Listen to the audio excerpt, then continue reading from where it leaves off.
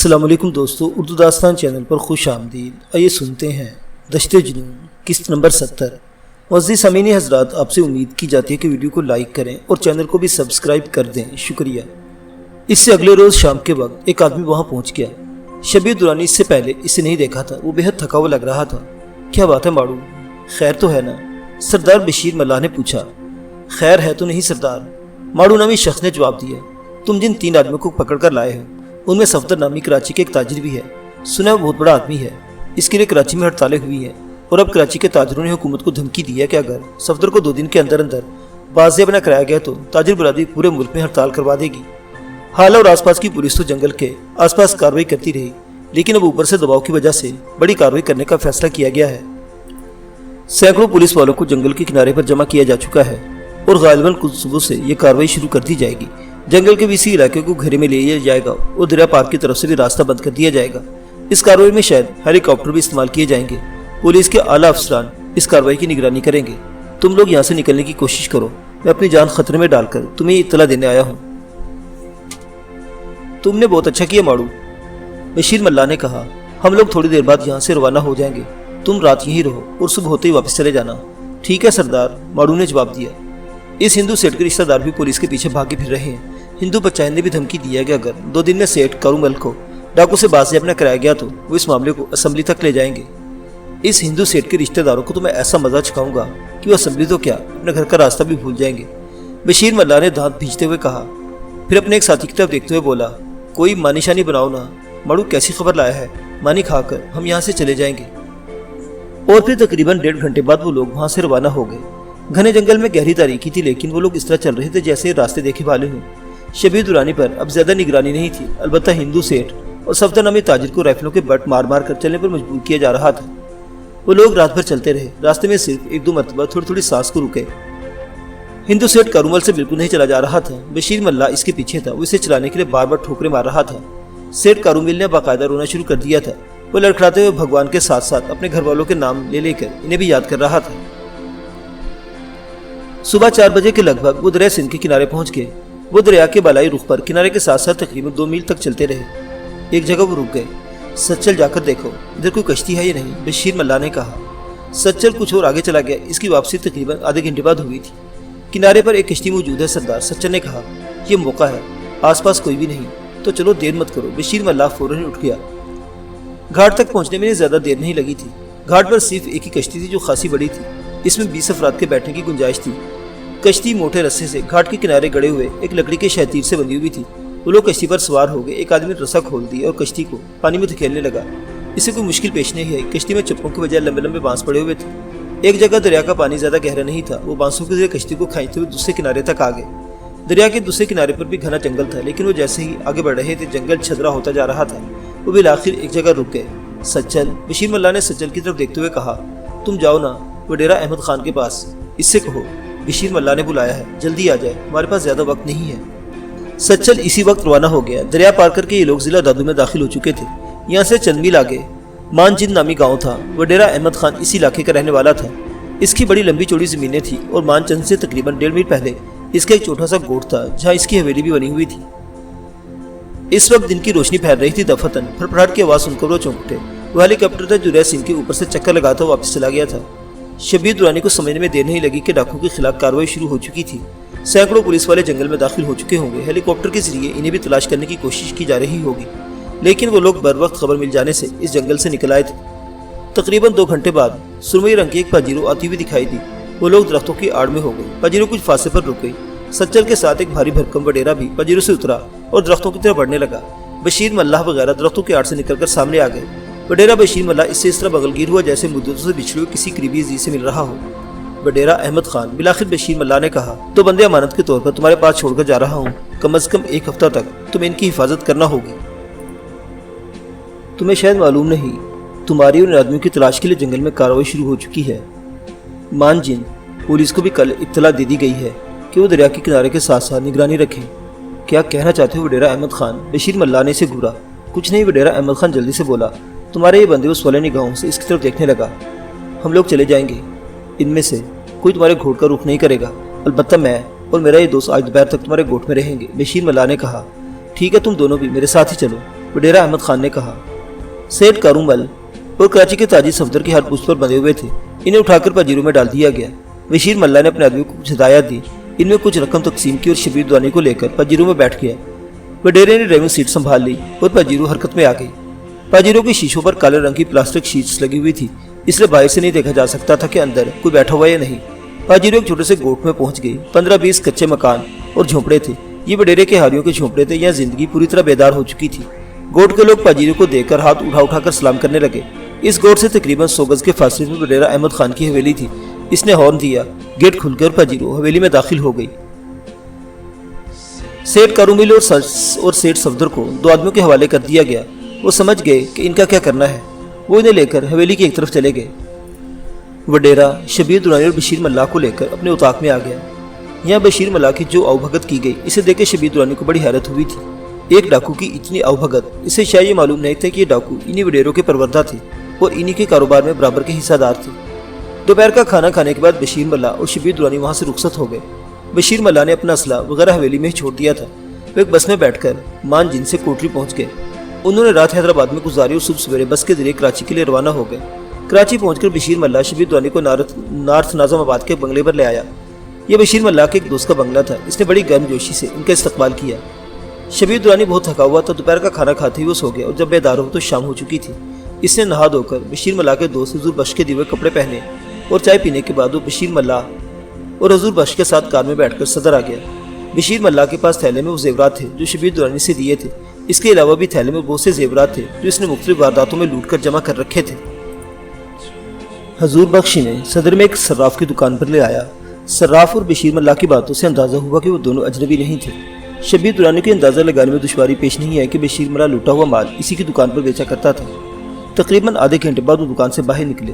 شبیر دورانی کار میں بیٹھ رہا تھا کہ سڑک کی دوسری طرف 2 لڑکیوں کے پیلی ٹیکسی میں بیٹھے دیکھ کر بری طرح چونک گیا۔ اسے اپنی آنکھوں پر یقین نہیں آ رہا تھا۔ ان میں سے ایک لڑکی اس کی کزن نیلا دورانی تھی۔ وہ تیزی سے سڑک عبور کرنے لگا، لیکن اسی وقت ایک منی بس اس کے سامنے آ گئی اور جب منی بس اس کے سامنے سے نکل گئی تو پیلی ٹیکسی وہاں سے جا چکی تھی۔ وہ تیزی سے حضور بخش کی کار کی طرف لپکا۔ اس ٹیکسی کا پیچھا کرو حضور بخش، وہ پیلی ٹیکسی بائیں طرف مڑی ہے۔ وہ جلدی سے کار میں بیٹھتے ہوئے بولا۔ حضور بخش مڑ کر حیرت سے اس کی طرف دیکھنے لگا، جیسے اسے شبیر دورانی کی ذہنی کیفیت پر شبہ ہو۔ پھر اس نے مڑ کر سیدھے ہاتھ بیٹھے ہوئے انجن سٹارٹ کر دیا۔ پولیس موبائل کو دیکھ کر نیلا دورانی ایک لمحہ کو بدحواسی ہوگی، لیکن اس نے فوراً اپنے حواس پر قابو پا لیا۔ اس کی آنکھیں پولیس موبائل کے ہیڈ لیمپس کی روشنی میں چندیاسی گئی، لیکن موبائل کا رخ بدلا تو روشنی کا زاویہ بھی بدل کے اس کے ساتھ ہی نیلا نے ٹیکسی کی پیچھے طرف چھلانگ لگا دی۔ عبدالقدوس بھاگو جلدی، نیلا نے کہا۔ اس کی آواز سرگوشی سے زیادہ نہیں تھی۔ عبدالقدوس زیادہ بدحواسا ہو رہا تھا۔ اسی بدحواسی نے اس نے نیلا کا ہاتھ پکڑ لیا۔ نیلا سے کھینچتی ہوئی سڑک سے ذرا دور ہٹ کر جھاڑوں کی طرف دوڑی۔ پولیس موبائل کی اگلی سیٹ پر بیٹھے ہوئے پارٹی کے انچارج ہیڈ کانسٹیبل نے ہیڈ لیمپس کی روشنی میں سڑک کی دوسری طرف پیلی ٹیکسی اس کے قریب کھڑی ہوئی عورت کو دیکھ لیا تھا، لیکن وہ صورتحال کو سمجھ نہیں سکا تھا۔ گاڑی روکو نہ ذرا، ہیڈ کانسٹیبل نے ڈرائیور کی طرف دیکھتے ہوئے کہا۔ وہ سامنے ٹیکسی کے پاس ایک عورت کھڑی ہے، مجھے کچھ گڑبڑ لگتی ہے۔ ڈرائیور نے موبائل ذرا سی گھما کر روک لی۔ اسی دوران میں ہیڈ کانسٹیبل نے اس عورت کی ٹیکسی کی پچھلی طرف جاتے ہوئے دیکھا۔ نیلا دورانی اور عبدالقدوس جھاڑو کے قریب پہنچ گئے۔ عبدالقدوس جیسے ہی جھاڑو میں گھسنا چاہا، اس کے منہ سے ہلکی سی سسکاری نکل گئی۔ وہ اس خاردار تار کو نہیں دیکھ سکا جو جھاڑو کی وجہ سے چھپ کر رہ گئی تھی۔ نیلا نے اس کے اوپر ایک اور نیچے کی تار کو پکڑ کر مختلف سمتوں میں کھینچا۔ عبدالقدوس جھک کر تاروں کی دوسری طرف نکل گیا۔ نیلا بھی تاروں کی دوسری طرف آ گئی۔ ان کے آگے دور تک جھاڑیاں پھیلی ہوئی تھی۔ وہ دونوں ایک دوسرے کا ہاتھ پکڑے ان جھاڑیوں میں دوڑنے لگے۔ ہیڈ کانسٹیبل 2 پولیس والوں کو لے کر سڑک پار کر کے ٹیکسی کے قریب پہنچ گیا۔ دونوں کانسٹیبلوں کے ہاتھوں میں رائفلیں تھی۔ ہیڈ کانسٹیبل کے ہاتھ میں ریوالور تھا اور دوسرے ہاتھ میں ٹارچ۔ اس نے ٹارچ جلائی اور اس کی تیز روشنی میں ٹیکسی کے اندر جھانکنے لگا۔ پچھلی سیٹ پر 2 بندے ہوئے آدمی دیکھ کر وہ ایک جھٹکے سے سیدھا ہو گئے۔ اوے سراج، یہ دیکھ، یہاں تو 2 بندے پڑے ہیں۔ وہ مڑ کر کانسٹیبل کی طرف دیکھتے ہوئے بولا، ادھر ایک عورت بھی تھی، دیکھو وہ کہاں ہے۔ چند سیکنڈ بعد دوسرے پولیس والے بھی موبائل سے اتر کر وہاں پہنچ گئے اور سڑک کے ساتھ ساتھ جھاڑیوں میں اس عورت کو تلاش کرنے لگے جسے ہیڈ کانسٹیبل نے دیکھا تھا۔ وہ کوئی عورت نہیں ہوگی جی، آپ کو وہم ہوگا، ایک کانسٹیبل نے کہا۔ اوے میں نے آنکھوں سے دیکھا اسے، تلاش کرو اسے، وہ یہیں کہیں جھاڑیوں میں چھپی ہوگی، ہیڈ کانسٹیبل نے کہا۔ اسی لمحے جھاڑیوں کے اندر کافی دور سے ایک ہلکی سی نسوانی چیخ سنائی دی۔ یہ چیخ کی آواز سنی تم نے؟ ہیڈ کانسٹیبل بولا۔ وہ ادھر گئی ہے، ڈھونڈو، پکڑو اسے۔ تو کانسٹیبل جھاڑیوں کی ایک طرف دوڑتے مگر خاردار تاروں سے ٹکرا کے ان کے منہ سے گالیاں نکل رہی تھی۔ وہ تاروں کے اندر سے نکلنے کی کوشش کر رہے تھے۔ نیلا دورانی اور عبدالقدوس ایک دوسرے کا ہاتھ پکڑے اونچی جھاڑیوں میں اندھادھند دوڑے جا رہے تھے۔ جگہ ناہموار تھی، بڑے بڑے کھڈے تھے، وہ بار بار لڑکھڑا رہے تھے مگر انہیں ایک دوسرے کا سہارا حاصل تھا۔ इनके बाईं तरफ तकरीबन 100 गज के फासले पर वो बुलंद आहनी टावर था जिसकी चोटी पर सुर्ख बत्ती जल बुझ रही थी। इस टावर के करीबी दफ्तर की इमारत थी और इसके साथ नए ब्लॉक ज़ेरे तामीर थे। वो दोनों दौड़ते हुए इन ज़ेरे तामीर ब्लॉकों की पिछली तरफ पहुंचने की कोशिश कर रहे थे। दफतन एक गड्ढे में नायला का पैर रपट गया, वो लड़खड़ा गई। इसके साथ इसके मुंह से हल्की सी चीख निकल गई। इसी चीख की आवाज़ सुनकर ही पुलिस वाले इस तरफ दौड़े थे। अब्दुल कुद्दूस ने सहारा देकर नायला को उठाया। ये गनीमत था कि नायला के पैर को मोच नहीं आई थी। वो एक बार फिर दौड़ने लगे। अब इन्हें अपने अक़ब में भी दौड़ने की आवाज़ें सुनाई दे रही थी। वो पुलिस वाले थे जो इन्हें तलाश करते हुए दौड़ रहे थे। नायला और अब्दुल कुद्दूस दौड़ते हुए टावर से काफ़ी दूर निकल चुके थे। खड्डों और झाड़ियों की वजह से इन्हें ज़ेरे तामीर इमारतों की तरफ मुड़ने का मौका नहीं मिल सका था और वो सीधे दौड़ते चले गए। इस तरफ देखो, मैंने उधर आवाज़ सुनी है। एक आवाज़ सुनकर वो चौंक गए। अब्दुल कुद्दूस। नायला ने इसको हाथ खाते हुए गोशी की। लोग इसी तरफ से आ रहे हैं, इधर आओ। इस तरफ झाड़ियाँ ज़्यादा ऊंची हैं, हम आसानी से छुप सकते हैं। वो दोनों तेजी से एक तरफ दौड़ने लगे। इस तरफ झाड़ियाँ बहुत बड़ी थी। वो दौड़ते हुए अचानक यूँ लगा जैसे इनके पैरों तले से ज़मीन निकल गई हो। वो दोनों लड़खड़ाकर गिरो तकरीबन अमूदी ढलान पर कलाबाज़ी खाते हुए लुढ़कते चले गए। ये तकरीबन 20-22 फीट गहरा खड्डा था जो खासा वसी और रीज़ था। इस खड्ड में झाड़ियाँ ज़्यादा गुंजान और ज़्यादा ऊंची थी। वो दोनों लुढ़कते हुए आखिर झाड़ियों में उलझकर रुक गए। झाड़ी में उलझने से नायला की कमीज 2 जगह से फट गई थी और पूरे जिस्म पर खराशी आई थी जिनमें जलन हो रही थी। अब्दुल कुद्दूस की हालत भी इससे मुख्तलिफ नहीं थी। दफतन दौड़ते हुए कदमों की आवाज़ सुनकर वो चौंके। अब्दुल कुद्दूस ने सर उठाकर ऊपर देखा। वो फिर नायला का हाथ पकड़कर इसे एक तरफ खींचने लगा। वो खड्ड में मजीद नीचे उतरते चले गए और फिर आखिर अब्दुल कुद्दूस ने इसे लेकर गुंजान झाड़ियों में घुस गया। कांटेदार झाड़ियों से कुछ और खराशें आई थी। झाड़ियों में काफ़ी अंदर जाकर वो रुक गए। दोनों के सांस फूल गए थे और वो गहरी गहरी सांस ले रहे थे। दौड़ते हुए कदमों की आवाज़ें अब भी सुनाई दे रही थी, लेकिन यह अंदाज़ा लगाना मुश्किल था कि पुलिस वाले किस तरफ थे। दौड़ते हुए कदमों और सूखी हुई झाड़ियों के चटकने की आवाज़ें मुख्तलिफ समतों से आ रही थी। दफतन यूँ लगा जैसे कोई दौड़ते हुए ढलान पर उतर रहा हो। वो कम अज़ कम 2 आदमियों के दौड़ने की आवाज़ें आ रही थी। वो लोग इसी तरफ आ रहे हैं। नायला ने सरगोशी की। तुम्हारे मुंह से कोई आवाज़ न निकले और ना ही अपनी जगह से हरकत करना। झाड़ियों बैठने के लिए जगह वैसे ही तंग थी। अब्दुल कुद्दूस नायला के साथ चिमट कर बैठ गया। नायला दुरानी ने इसके जिस्म में हल्की सी कपकपाहट वाज़ेह तौर पर महसूस कर ली थी। नायला ने इसका हाथ पकड़ लिया और इसे ऐसा ऐसा से हिलाने लगी। दौड़ने की आवाज़ रुक गई थी और अब खुश्क झाड़ियाँ चटकने की आवाज़ सुनाई दे रही थी। यूँ लगता था जैसे कोई बहुत ही मुहतात होकर चलने की कोशिश कर रहा हो। इसे मैंने इसी तरफ देखा था। एक भारी आवाज़ सुनाई दी। वो औरत ही है छलावा। दूसरी आवाज़ नायला की समाज से टकराई। ऐसी दिलेर औरत 2 आदमियों को पीट कर और बांध कर भागी है और इस वीराने में इसे डर भी नहीं लगा। जो औरत 2 आदमियों को बेबस कर सकती है इन झाड़ियों से क्या डरेगी? पहली आवाज़ ने कहा। वैसे मुझे शुबा है कि वो अकेली नहीं हो सकती। इसके साथ कोई आदमी ज़रूर होगा और वो यहीं कहीं झाड़ियों में छुपे होंगे। मुझे तो लगता है वो कहीं दूर निकल गए होंगे। हो सकता है, लेकिन आसपास देख लेने में हर्ज क्या है? देखो, कहीं वो यहीं भी हो सकते हैं। दूसरे ने जवाब दिया। नायला और अब्दुल कुद्दूस सांस रोके बैठे थे। इनके आसपास कदमों और सूखी हुई झाड़ियों के चटकने की आवाज़ें सुनाई देती रही। नायला ने एक हाथ से अब्दुल कुद्दूस का हाथ पकड़ रखा था और दूसरे हाथ से पिस्तौल संभाल रखा था। वो पुलिस वालों के खिलाफ पिस्तौल इस्तेमाल करने का कोई इरादा नहीं रखती थी, लेकिन इंतहाई मजबूरी की हालत में वो हाथ पर हाथ धरने की नहीं बैठ सकती थी। पुलिस वाले अब काफ़ी दूर चले गए। कुछ बाद झाड़ियों की चटकने की आवाज़ें भी मालूम हो गई। नायला को समझने में देर नहीं लगी कि वो लोग इस खड्ड से निकलकर दूर जा चुके थे। मेरा ख्याल है वो लोग जा चुके हैं, हमें इस तरफ जाना चाहिए। अब्दुल कुद्दूस ने नायला की तरफ झुकते हुए सरगोशी की। चलो निकलो, इसने भी सरगोशी में जवाब दिया। वो दोनों रेंगते हुए झाड़ियों से निकलने लगे। खराशों की वजह से इन्हें जिस्म जगह जगह जलन महसूस हो रही थी। वो दोनों झाड़ियों में झुककर चलते हुए खड्ड से बाहर निकल आए। इन दोनों ने अब भी एक दूसरे का हाथ थाम रखा था। वो पुलिस वाले इस तरफ गए और मेरा ख्याल है कि हमें इस तरफ चलना चाहिए। नायला ने अब्दुल कुद्दूस का हाथ छोड़कर एक तरफ इशारा किया। वो दोनों आगे चलने लगे। यहाँ भी झाड़ियाँ कदे आदम थी। अगर हम इस तरफ चलते रहे तो एनईडी हॉस्टल के अकब से होते हुए भयानी हाइट्स की कुछ पर पहुँच सकते हैं। वहाँ से मेन रोड पर निकल आएंगे। अब्दुल कुद्दूस ने कहा। चलो उसी तरफ चलो, नायला ने कहा। वो दोनों आगे पीछे चलते रहे। एक कांटेदार झाड़ी अब्दुल कुद्दूस के कपड़ों में उलझ गई। वो रुककर झाड़ी को कपड़ों से अलग करने लगा। नायला को इसके रुकने का पता नहीं चला। वो चलती हुई इससे 15-20 गज आगे निकल गई। नायला को कुछ और आगे निकल चुकी थी। इसके सामने एक छोटा सा खड्ड था। वो छलांग लगाकर इस खड्ड को बुर करना चाहती थी कि अपने अकब में गुर्राती हुई आवाज़ सुनकर उछल पड़ी। अपनी जगह से हरकत मत करना, गोली मार दूंगा। नायला रुक गई। इसका दिल उछलकर हलक में आ गया। इसने गर्दन घुमाकर देखा एक कांस्टेबल इस पर राइफल ताने खड़ा था। नायला ने इधर उधर देखा। वो कांस्टेबल गालिबन अकेला था क्योंकि आसपास कोई और नजर नहीं आ रहा था। अब्दुल कुद्दूस भी दिखाई नहीं दे रहा था। इसे हैरत थी कि वो कहाँ गायब हो गया।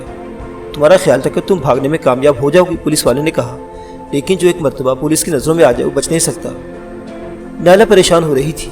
اس لیے نہیں کہ وہ پولیس والے کی رائفل کی زد پر تھی، بلکہ اس لیے کہ عبدالقدوس غائب ہو گیا تھا۔ ایک لمحہ کو اس کے ذہن میں یہ خیال آیا کہ ہو سکتا ہے اسے چھوڑ کر چپکے سے کسی اور طرف تو نکل گیا، لیکن پھر خود ہی اس خیال کی نفی کر دی۔ عبدالقدوس بدل ضرور تھا، لیکن وہ اسے اس طرح چھوڑ کر بھاگ نہیں سکتا تھا۔ دفتن وہ چونک گئی۔ پولیس والے کے حکم میں ایک انسانی حوالہ حرکت کرتا ہوا نظر آیا، جو بڑے محتاط انداز میں جھک کر آگے بڑھ رہا تھا۔ لیلا درانی کی ہونٹوں پر خفیف سی مسکراہٹ آ گئی۔ وہ عبدالقدوس تھا۔ یہ تمہاری غلط فہمی ہے مسٹر کانسٹیبل، لیلا نے پولیس والے کی طرف دیکھتے ہوئے کہا۔ اسے باتوں میں لگائے رکھنا چاہتی تھی تاکہ اس کا دھیان عبدالقدوس کی طرف نہ جا سکے۔ میں عورت نہیں، طوفان ہوں، مجھے گرفت میں لینا آسان نہیں ہوگا۔ بکواس بند کرو، وہ دیکھیں تم جیسے طوفان، پولیس والے نے کہا۔ چلو اس طرف، آگے لوگو، اور اگر تم نے بھاگنے کی کوشش کی تو بے دھیرے گولی چلا دوں گا۔ نیالے نے پولیس والے کے پیچھے دیکھا۔ عبدالقدوس پولیس والے سے چند قدم کے فاصلے پر رہ گیا تھا۔ دفتن اس کا پیر کسی خشک جھاڑی پر پڑا۔ جھاڑی کی شاخوں کے چٹرکنے کی آواز سن کو پولیس والا تیز سے پیچھے مڑا، لیکن اسے دیر ہو چکی تھی۔ اسی لمحے عقب سے عبدالقدوس نے اس پر چھلانگ لگا دی۔ پولیس والا بوکھلا کے اس بکھلاہٹ میں سے رائفل کا ٹریگر دبا دیا۔ رائفل آٹومیٹک پر تھی۔ ترتراہٹ کی آواز سے ویرانہ گونج اٹھا۔ یہ تو غنیمت تھا کہ پولیس والے کے مڑتے ہی نیلا بڑی پھرتی سے زمین پر گر گئی تھی۔ اگر وہ اپنی جگہ پر کھڑی رہتی تو اس کا جسم گولیوں سے چھلنی ہو چکا ہوتا۔ عبدالقدوس نے ایک ہاتھ پولیس والے کی گردن پر ڈالا، اس کے ساتھ ہی گھٹنے سے اس کے پیٹ پر ٹھوکر مار دی۔ رائفل پولیس والے کے ہاتھ سے چھوٹ کر نیچے گر گئی۔ پولیس والا اس اچانک افتاد پر بری طرح بوکھلا گیا تھا، اس لیے وہ آسانی سے عبدالقدوس کے قابو میں آ گیا تھا۔ لیلا درانی اپنی جگہ سے اٹھ کر تیزی سے پولیس والے کی طرف لپکی۔ وہ پولیس والے کو کوئی نقصان نہیں پہنچانا چاہتے تھے۔ لیلا نے راجستھان کے کیمپ میں اپنے حریف کو بے بس کرنے کی بھی ٹریننگ حاصل کی تھی۔ اس نے پستول زمین پر رکھ دیا اور پولیس والے کی گردن پر دونوں طرف کی نسیں مسلنے لگی۔ اسی وقت ویرانہ ایک بار پھر فائرنگ کی آواز سے گونج اٹھا۔ یہ فائرنگ تقریباً 200 گز دور کسی پولیس والے نے کی تھی۔ عبدالقدوس نے پولیس والے کو دبوچ رکھا تھا۔ پولیس والا اپنے آپ کو چھڑانے کی جدوجہد کر رہا تھا۔ لیلا تیزی سے اس کی گردن کی نسیں مسل رہی تھی۔ گردن کی یہ نسیں دراصل پریشر پوائنٹ کی حیثیت رکھتی ہیں۔ چند سیکنڈ بعد کانسٹیبل کی مزاحمت ختم ہو گئی اور وہ بے حس و حرکت ہو گیا۔ لیلا نے اس کی گردن چھوڑ کر اپنا پستول اٹھا لیا۔ چلو جلدی کرو، بھاگو یہاں سے، لیلا نے کہا۔ عبدالقدوس نے بھی پولیس والے کو چھوڑ دیا۔ بائیں طرف سے فائرنگ اور بھاگ دوڑ کی آوازیں سنائی دے رہی تھی۔ پولیس بلا وجہ اپنا ایمونیشن ضائع کر رہی تھی۔ لیلا درانی اور عبدالقدوس وہاں سے اٹھ کر ایک طرف دوڑتے چلے گئے۔ کچھ ہی دیر بعد اس جگہ سے بہت دور نکل چکے تھے۔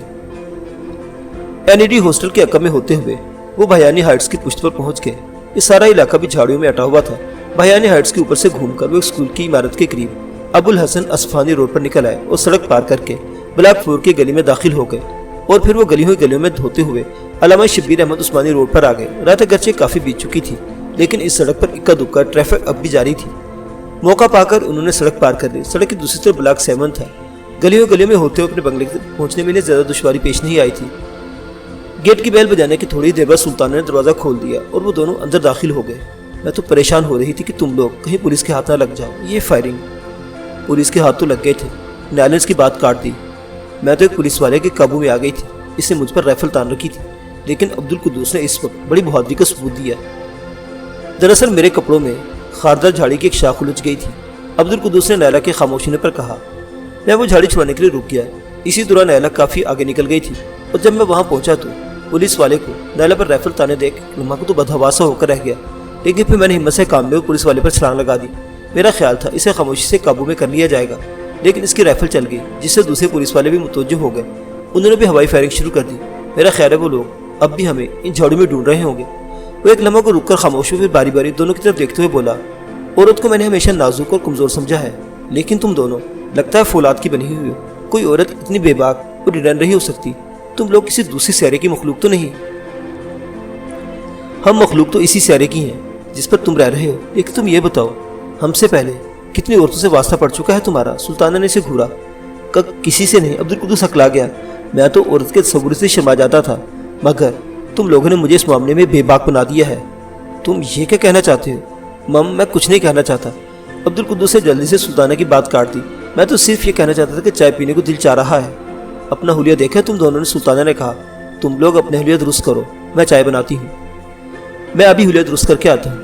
عبدالقدوس جلدی سے کمرے سے نکل گیا۔